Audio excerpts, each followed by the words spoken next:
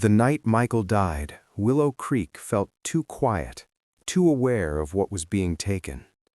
Emily remembered holding her father's hand and murmuring the words he always said to her, "I love you more than the world could ever offer." She said it over and over until his breathing faded into the kind of silence she had feared her entire life.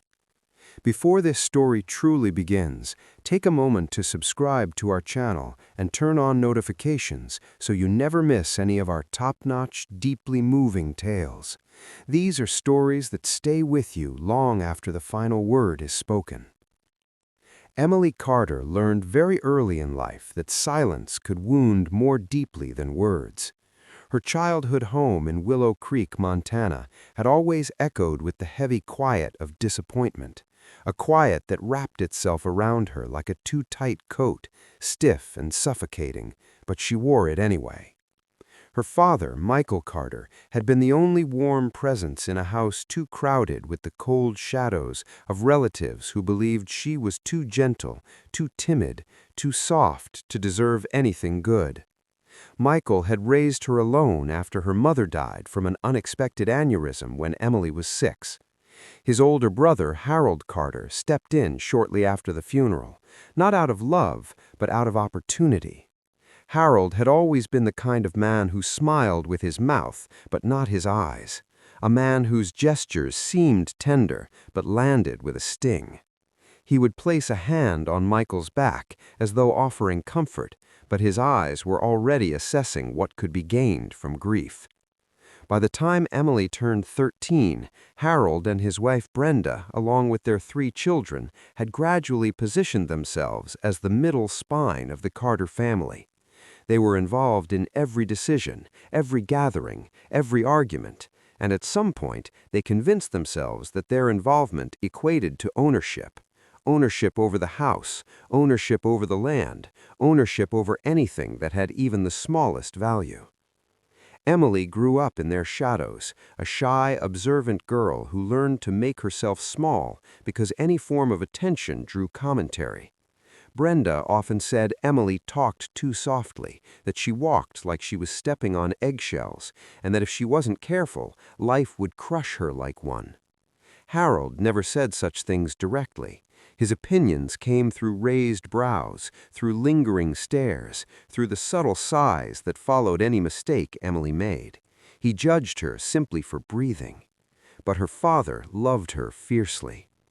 Michael Carter worked 2 jobs for most of her childhood, running himself ragged to pay for her school supplies, for the denim jacket she begged for in 6th grade, for the bicycle with the copper-colored frame she wanted so badly she cried the night he brought it home.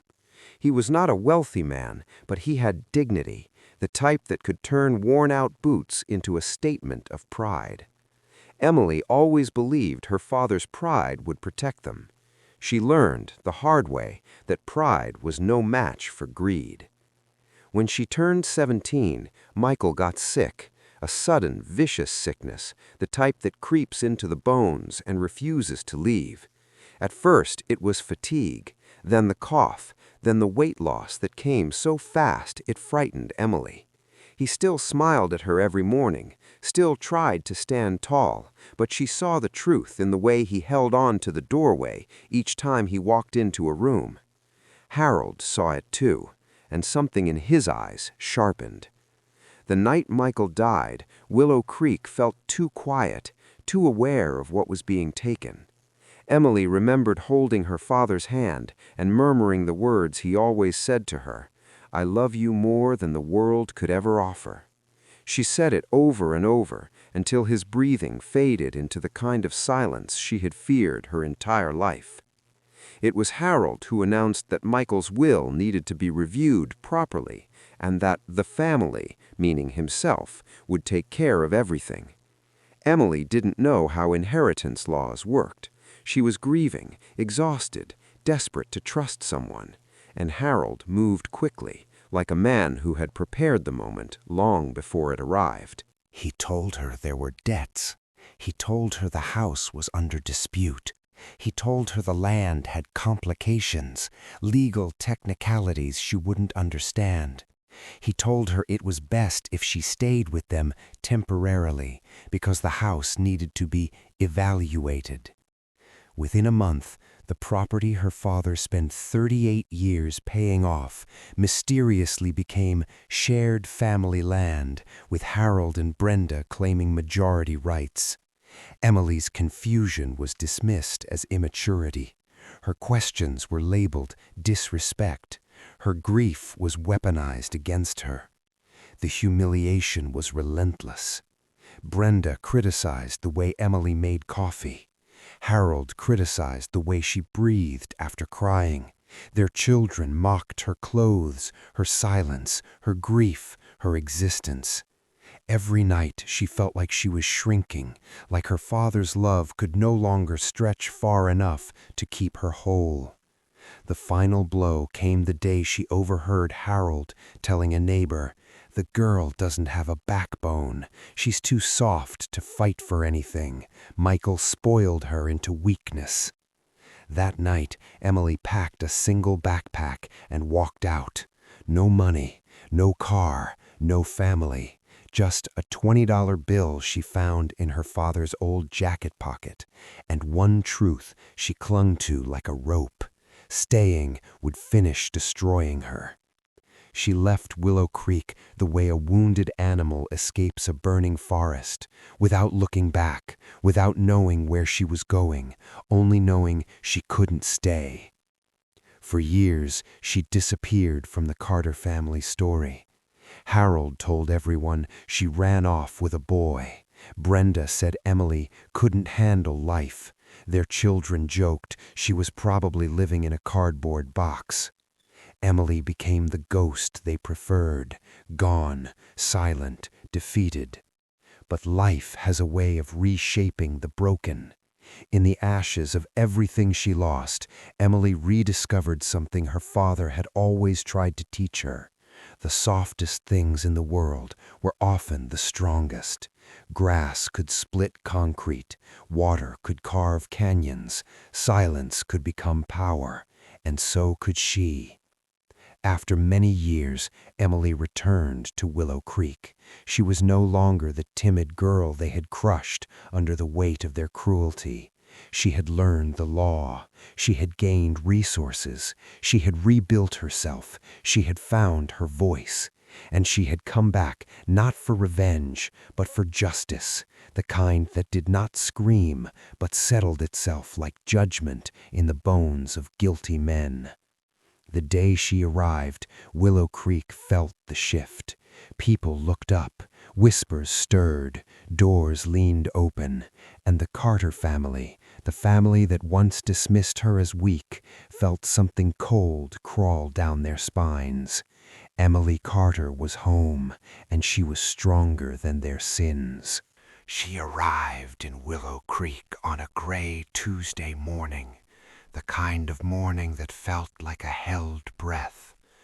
The sky was washed in dull silver, the clouds stretched thin, and a soft wind pushed through the town like it was whispering a warning no one could hear clearly.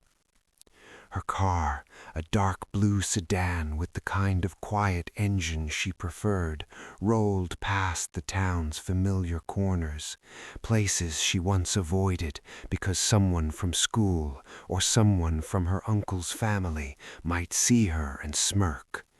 But those fears had died long ago, buried under everything she had survived. She drove slowly, not because she was nervous, but because she wanted to feel everything.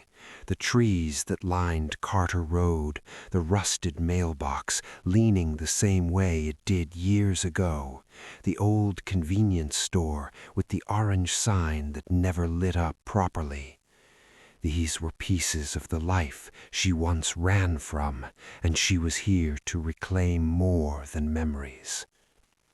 When she finally turned into the long gravel driveway of her father's property, or what should have still been her father's property, she noticed two things at once. First, the house looked different. The white paint was new, too new, like someone had slapped it on to cover years of neglect. The porch had been expanded, and a large pickup truck sat in the driveway where her father's old Ford used to be. A brand-new satellite dish clung to the roof, and a freshly mown lawn stretched out like a mockery of the place she remembered. When she finally turned into the long gravel driveway of her father's property, or what should have still been her father's property, she noticed two things at once. Harold was on the porch. He stood with his hands on his hips, a mug in hand, the steam rising lazily in the cold air. His hair had grayed at the temples, and his once intimidating frame had softened with age.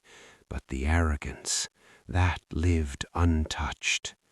Even from a distance, Emily could see the familiar tilt of his chin, the same one he used when speaking to someone he believed was beneath him.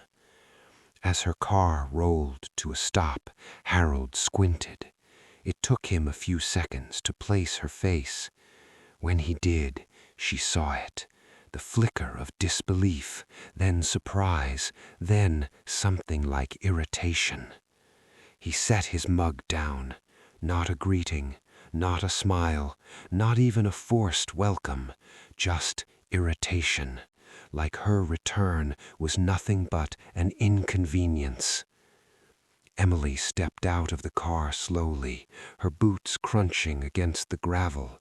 Her coat fluttered with the wind, and for a moment she felt her father's presence in the air, not comforting, not warming, but steady, like a hand on her back telling her, "Walk forward." Harold finally spoke. "Well, well," he said, voice flat. "Look who finally crawled back." Emily didn't respond at first. She let the silence sit between them, heavy enough to press into the wood of the porch. Harold's confidence faltered for a second. He expected her to shrink, apologize, stutter, explain her absence. But the girl who ran away was gone. "I didn't crawl, I walked, and I'm exactly where I'm supposed to be." Harold snorted. "This isn't your home anymore. You left. You made your choice." "This is my father's home," she corrected softly, "and that was never yours to take." That landed. Harold's brows pinched in annoyance, and a familiar gleam, that petty triumph he always wore when he felt he had the upper hand, sparked in his eyes. "Emily," he said, stepping closer, "I don't know what fantasies you've been building out there in the world, but everything here is settled. The land is ours. The paperwork is done. You're too late." "Paperwork," she repeated. "You're right. There's a lot of paperwork." The way she said it made something in his face twitch, but before he could question her, the door swung open. Brenda stepped out with a hand on her hip and a look that could curdle milk. Her eyes widened when she saw Emily, widened, then narrowed. "Oh," Brenda said, her tone dripping with disdain. "So the runaway has come back. What happened, sweetheart? Life out there too hard for a precious little flower like you?" Emily met her gaze without blinking. "No, I came back because I'm done running." "Well," Brenda scoffed, "this is awkward. Harold should have known she'd try something eventually. These soft ones always circle back, trying to grab what doesn't belong to them." Emily stepped forward, her voice quiet enough for them to listen. "Everything here belongs to me, not because I want it, but because my father left it for me. You took advantage of a grieving 17-year-old girl. You manipulated paperwork. You lied to me, to the town, and probably to yourselves." Brenda laughed, loud, sharp, ugly. "Oh, please, you think anyone will believe you? Harold took care of everything legally. We've lived here for years. You waltzing back doesn't change a thing." Emily studied them both for a long moment. Then she smiled, small, controlled, the kind of smile that didn't show teeth but revealed strength. "It does," she said softly. "Things have changed. I've changed, and I'm not here to argue." Harold crossed his arms. "Then what are you here for?" "To take back what's mine, every inch of it." Brenda rolled her eyes. "Honey, you don't have the power for that." Emily tilted her head. "I do, and more." "I doubt it," Harold muttered. "No," Emily said simply. "You fear it." Before they could respond, she reached into her coat pocket and pulled out a sealed envelope, thick, official, heavy. Emily placed it quietly on the porch railing. "This is the notice," she said. "You'll want to read it carefully. I suggest you sit down first." Harold stared at the envelope like it was a rattlesnake. "What is this?" "Everything you've stolen, everything you forged, every document you manipulated, every lie you used, it's all in there, and so is what comes next." Brenda scoffed, but her voice trembled. "You're bluffing." Emily stepped back, her eyes never leaving theirs. "I don't bluff. Not anymore." She turned to leave, her boots crunching deliberately on the gravel.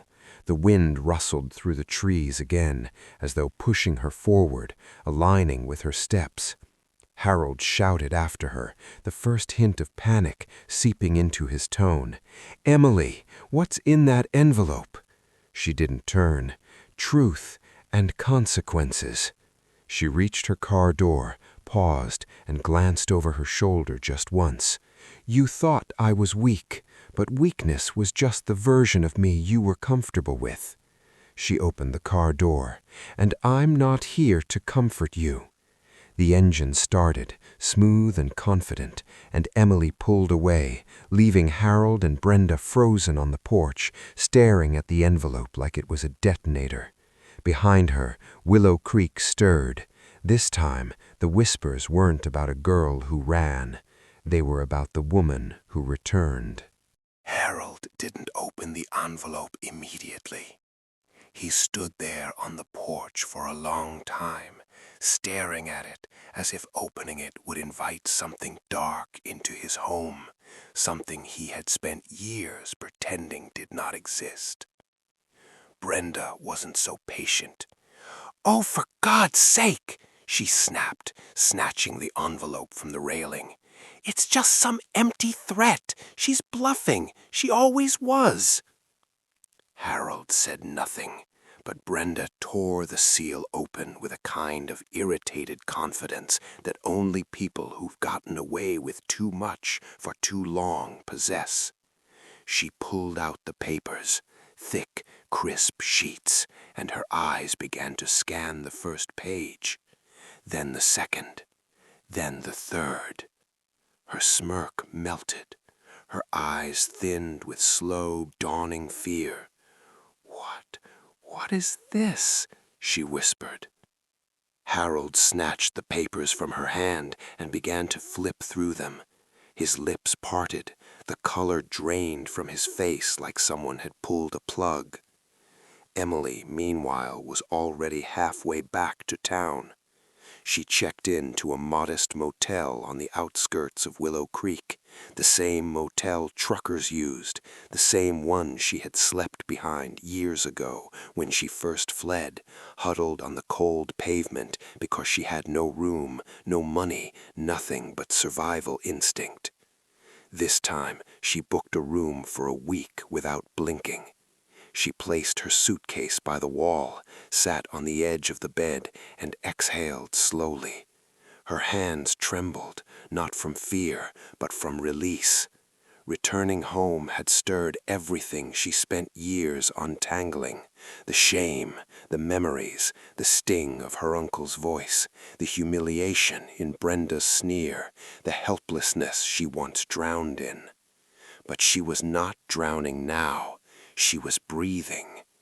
And across the room, sitting neatly on the desk, was the binder, thick charcoal gray, filled with tabs, dates, records, and documents she had gathered with the help of 2 lawyers, a private investigator, and an old family friend who remembered her father's far better than Harold ever did. Inside that binder was the case, the truth, the story of how her uncle stole her father's property by filing forged affidavits, manipulating insurance claims, falsifying debts, and taking advantage of a grieving teenager. Emily touched the binder gently, as if touching her father's hand. "This is for you," she whispered. That evening, as she reviewed everything again for the 100th time, her phone buzzed. Unknown number. She knew who it was before she answered. She let it ring once, twice, 3 times. Then she picked up. "Emily?" Harold's voice came through, tight, angry, shaky. "You need to come to the house right now." "No," she said simply. "You listen to me.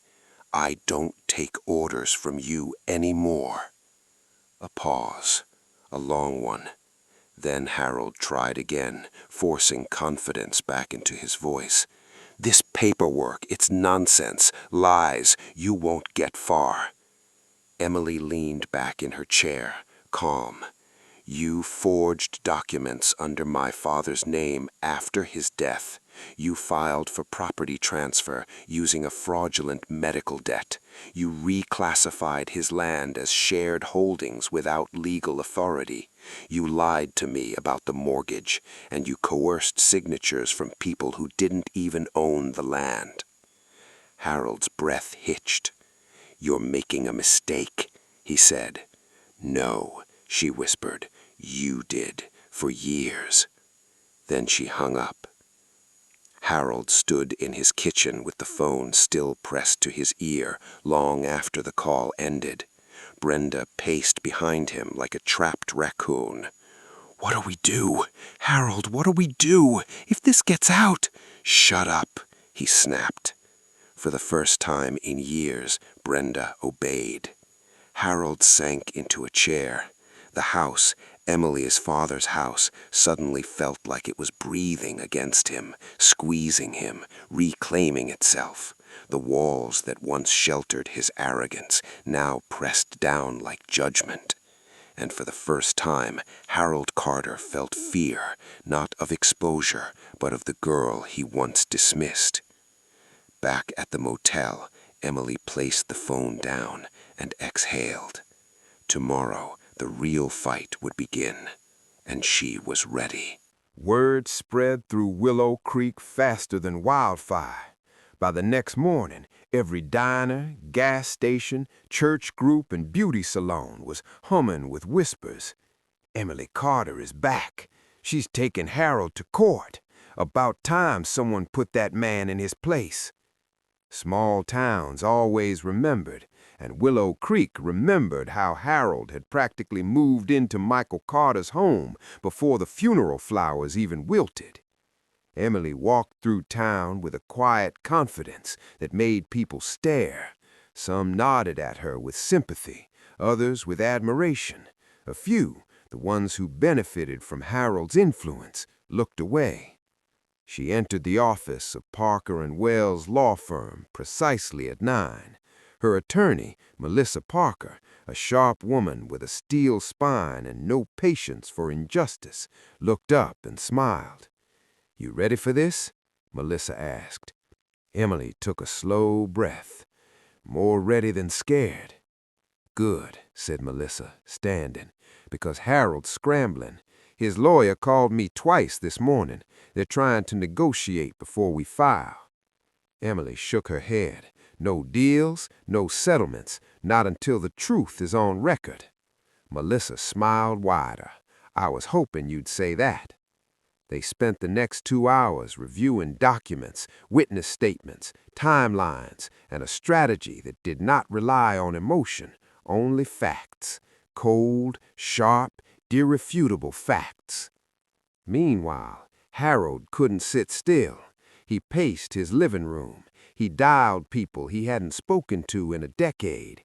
He threatened, bribed, begged. But fear had a way of revealing the truth about people. And the truth was this: Harold Carter had no real allies, only beneficiaries. And beneficiaries jump ship the moment the boat catches fire.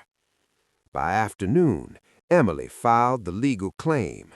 By evening, half the town knew, and by nightfall, Harold's world was unraveling. His eldest son, Mark, came home furious, waving the papers.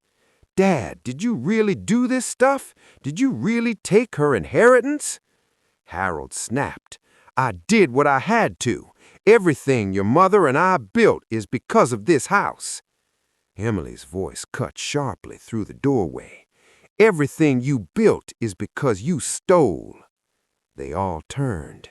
Emily stood there, framed by the doorway, the dying sunlight hitting her hair, giving her an almost luminous edge. She looked taller than she used to, not in height, but in presence. Brenda stepped back. Mark swallowed hard. Harold stiffened.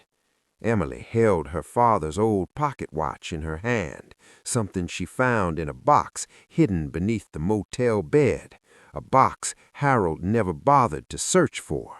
Inside it were letters, receipts, and the original deed. Her father had kept everything, and now she carried it. "You trespassing now?" Harold barked, though his voice trembled. "I'm reclaiming everything, starting with the truth." Harold opened his mouth, ready to spit out excuses, but Emily's gaze held him still. "I'm not that scared girl anymore, and you're not the giant I once thought you were." For the first time in her life, Harold looked small to her, very small. Emily walked up to him until they stood face to face. "You thought hurting me would break me," she whispered, "but all you did was teach me what strength looks like when softness survives." Brenda's breath caught. Mark stepped aside. Harold swallowed, his throat working, and Emily finished. "You thought I was weak. Now you get to learn what a survivor looks like." She turned and walked away, her boots echoing across the porch, sounding like justice approaching, steady, undeniable, final. Court day arrived. The courthouse in Willow Creek wasn't large, just 2 floors, a stone facade, and windows that looked like tired eyes. But today it felt like an arena. People gathered outside, murmuring, watching, waiting. Emily stood beside Melissa, calm, composed, her father's pocket watch tucked safely in her coat. Harold arrived with his lawyer, shoulders hunched, jaw clenched, eyes darting everywhere except toward Emily. Brenda followed behind him, dressed in a jacket too expensive for humility. When the hearing began, Emily spoke only when addressed. She did not dramatize, she did not cry, she did not blame. She simply told the truth, clean, steady, factual. Her voice did not shake. Harold's did. Melissa laid out the evidence piece by piece. Forged documents, fraudulent debt claims, unauthorized transfer of property, coerced signatures, financial exploitation of a minor, intentional deceit. The judge's eyebrows rose higher with each page. Harold's lawyer tried to object, tried to redirect, tried to diminish Emily's testimony, but the facts were too heavy, too sharp, too undeniable. At one point, Harold stood up, pointing at Emily. "She left. She abandoned everything. She had no right." The judge shut him down with a single glare. Emily didn't even flinch. When it was over, the courtroom felt unnaturally quiet. The judge leaned back, removed his glasses, and said slowly, "Miss Carter, what happened to you was a grave injustice. Harold tensed. "And this court finds that the property and all associated assets rightfully belong to you." Brenda gasped. Harold's jaw fell open. The room erupted in whispers. Emily closed her eyes just for a moment, letting the words settle into her bones. Her father's home, her father's land, her father's legacy returned. The judge continued. "Furthermore, the court will be recommending a review for potential criminal charges relating to fraud and coercion." Harold's face went sheet white. Emily opened her eyes, clear, steady, unwavering. As people filed out, Harold approached her, desperation replacing arrogance. "Emily, please, you don't have to push this further. We're family." "No," she said softly, "we're relatives. Family is chosen. Family protects. You did neither." He reached for her arm. She stepped back. "Emily, if I lose this house, I'll lose everything." Emily looked at him for a long moment. Then she said the most honest words she had ever spoken to him. "That's exactly what you took from me." Harold's mouth fell open. He had no answer, no defense, no power left. Emily walked past him, out of the courtroom, into the cold afternoon air. The sky was brighter now, like the world had been holding its breath and could finally exhale. As she reached her car, she felt something warm flicker inside her chest. Not triumph, not revenge, peace. She looked back at the courthouse one last time, then whispered, "We did it, Dad." 2 days later, Emily stood in the doorway of her father's reclaimed home. The wind rustled through the trees, dust floated in the sunlight, the floorboards creaked just the way she remembered. She stepped inside slowly. The house breathed again, alive, hers, home. And as she stood in the middle of the living room, the same room where she once cried silently while Harold's family mocked her, she felt something powerful wash over her. A truth stronger than anger, stronger than fear, stronger than every wound she had ever carried. They thought she was weak, but they had only seen the seed, not the tree she would become. They thought she was breakable, but they had only heard the silence, not the storm she would learn to command. They thought she would disappear, but she returned stronger than their sins. Emily Carter closed her eyes, breathed deeply, and whispered into the quiet, "I'm home." And for the first time, the house whispered back,